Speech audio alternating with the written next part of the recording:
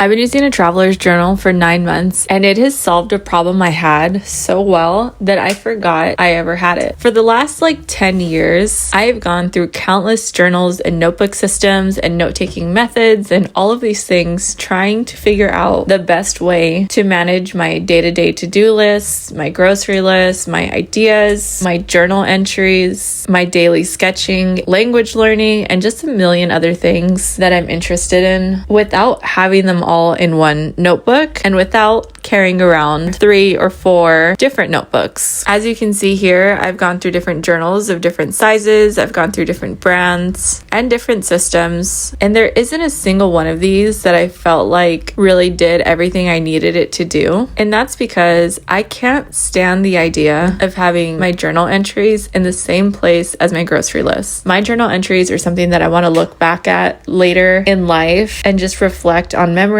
and what I was feeling at the time. And nothing sounds worse than that being disrupted by a to-do list or meeting notes from a job that I hope I don't even remember. I've also been trying to incorporate some kind of drawing or sketching exercise in my everyday routine. And while I don't really mind those being a part of my actual journal, there's something satisfying about flipping through a book that's entirely art that I want to have. The closest I ever got to having a system that kind of worked for me was when I started using a happy planner. This allowed me to have dividers and section off all of my different interests, but something about it just felt so impersonal. I didn't like how the pages were loose leaf, and that after I filled up all the pages I'd put in here, I'd have to tear them out and put them in another happy planner or folders or something.